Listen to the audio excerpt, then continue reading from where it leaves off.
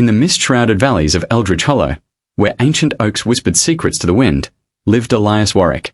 At 30, he was a man of quiet depths, ebony hair tousled by morning fog, eyes like polished obsidian that held the weight of unspoken dreams.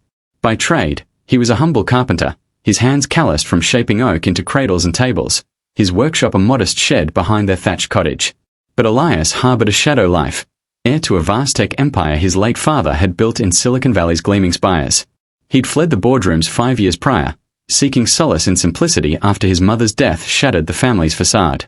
Wealth is a thief, he'd confide to the stars, stealing souls 1-0 at a time.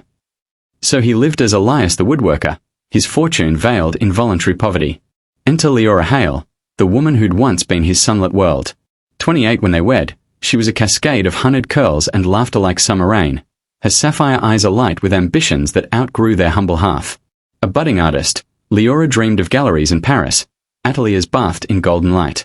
Elias had promised her the stars, but his days blurred into sawdust and solitude, his evenings mending their leaky roof with threadbare smiles.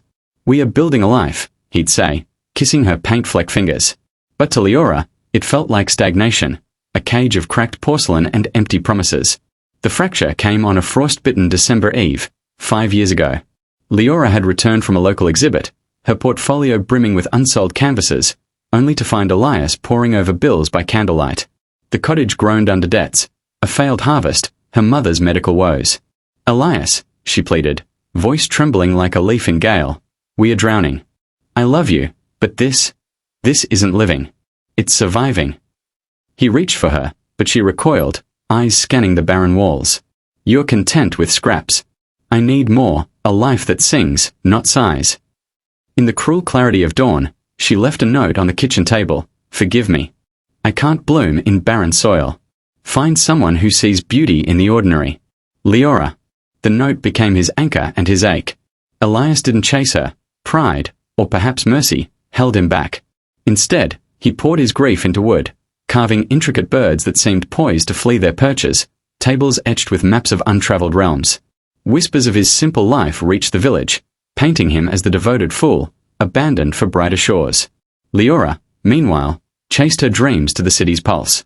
In New York's labyrinthine lofts, she clawed her way into acclaim. Her abstract florals, vibrant riots of color against muted despair, hung in Soho galleries. Suitors flocked, a gallery owner with a penthouse view, a critic whose words could launch careers. She married Theo, a financier whose charm masked a hollow core, their union a whirlwind of champagne toasts and couture gowns. Yet, in the quiet hours, doubt gnawed. Had she traded depth for dazzle? 5 years wove their tapestry of change. Leora's star ascended, but her marriage crumbled under Theo's infidelities, revealed in a tabloid splash that left her shattered on marble floors. Broke from the divorce, her prenup a fool's bargain, she returned to Eldridge Hollow, seeking solace in the valley's embrace. The village had transformed. A sleek eco-resort sprawled where wildflowers once waved, it hard a grand hall of reclaimed wood, alive with the hum of innovation. Curiosity drew her to the opening gala, a constellation of influencers and moguls sipping artisanal elixirs under chandelier vines. There, amid the throng, she saw him, not the carpenter in flannel, but Elias Warwick, Esquire, the enigmatic CEO whose Warwick innovations had revolutionized sustainable tech. Gone was the shed. In its place, a state-of-the-art lab birthing solar weaves and bioluminescent homes. He stood transformed yet timeless, tailored linen suit hugging his frame, that same obsidian gaze now commanding a room of venture capitalists. Laughter lines etched his face, deeper, wiser, as he unveiled a prototype, a wheelchair garden, blooming eternally, dedicated to those who root where they're planted. Leora's breath caught, a storm of regret crashing through her. She approached as the crowd thinned, her emerald gown a ghost of her former glamour. "Elias." Her voice was a fragile thread. He turned, recognition dawning like sunrise over the hollow. No anger, only a quiet ocean of sorrow and serenity. "Leora, the valley suits you still." Words tumbled from her, a torrent of apologies and confessions. "I thought you were nothing. A man chained to mediocrity. I left for dreams, but they were nightmares without you. Who? What are you?" Elias led her to a balcony overlooking the transformed cottage, now a boutique inn, its walls adorned with her old sketches, salvaged from the attic she'd abandoned. "I was always this, Leora. Heir to billions, but I chose the chisel over the crown. Wealth didn't make me, It burdened me. I hid it to find truth, to love without the lure of gold. He paused, tracing the railing's grain, carved by his own hands. You left because you saw poverty.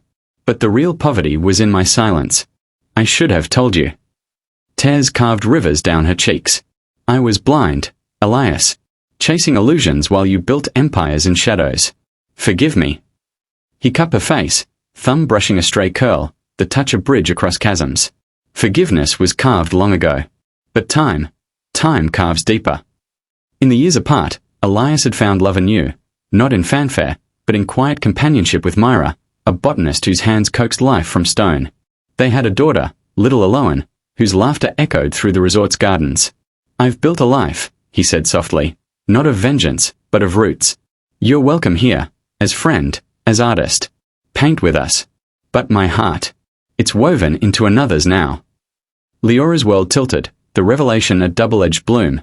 The man she'd forsaken was a titan, yet his greatest fortune was the family he'd forged in her absence. She stayed, not as lover, but as kin, her canvases now adorning the resort, florals intertwined with Elias's motifs of flight and anchor. Through Aloan, she found redemption, teaching the child brushstrokes and ballads, mending the fractures of her flight.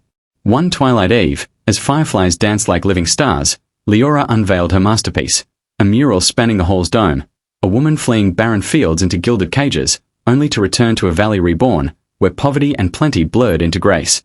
Beneath it, inscribed in Elias's elegant script, true wealth is the courage to be seen, scars and all. In Eldridge Hollow, Leora learned that leaving for lack often leads to longing's truth. Elias, ever the guardian of hidden lights, proved that fortunes aren't measured in vaults, but in the quiet revolutions of the soul. And in that valley's embrace, they all, broken, rebuilt, found the richest harvest, forgiveness, fierce and free. Thank you for watching this story till the end. Sparkles. If it touched your heart, please support us. Thumbs up sign, give it a like. Speech balloon, share your thoughts in the comments. Bell, subscribe to our channel and turn on notifications. Your support helps us create more stories that inspire and make you believe in miracles. Your participation means a lot to us. Heavy Blackheart #.